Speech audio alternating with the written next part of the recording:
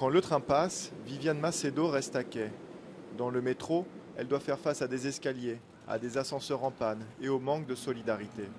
Pour elle, se déplacer dans la ville merveilleuse, comme on surnomme Rio de Janeiro, est un décathlon aux allures de cauchemar. Voilà, encore un ascenseur en panne. Difficile d'accélérer la prise de conscience. C'est très lent de changer les mentalités. Et voilà, cet autre ascenseur qui ne fonctionne pas non plus. Bon, je vais être obligée de prendre l'escalier roulant. C'est à la force des biceps que Viviane parvient à sortir du métro. Si tu ne sais pas le faire, tu restes bloqué sur le quai. Pour cette quintuple championne du Brésil de danse en fauteuil roulant, les Jeux paralympiques de Rio n'attendront pas septembre 2016. Ils se disputent tous les jours. En théorie, un bus sur deux est adapté pour les personnes handicapées. La réalité est tout autre. Bon, après une demi-heure d'attente, voilà le seul bus équipé qui a bien voulu s'arrêter.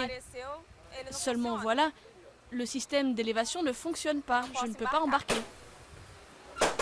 Le transporteur doit être puni. Les personnes handicapées ont des droits. Il faut qu'on les respecte. Le truc ne marche pas. C'est incroyable. Face à de tels dysfonctionnements, des voix s'élèvent.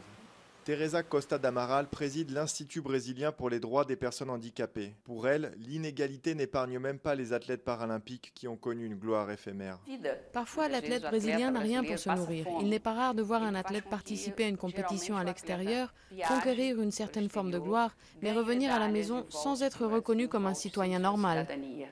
C'est sans doute le sort qui attend les 43 médaillés brésiliens des Jeux paralympiques de Londres.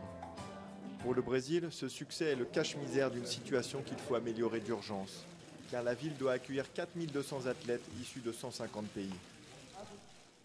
Les Jeux nous mettent la pression et pointent aussi du doigt notre retard, en nous rappelant que nous ne pouvons pas être fiers de l'état de nos trottoirs ou du manque d'accès pour les personnes handicapées. La danse en fauteuil roulant n'est pas reconnue comme sport paralympique. Mais Viviane espère qu'au moins, les Jeux de Rio laisseront un héritage aux 30 millions de personnes handicapées du Brésil.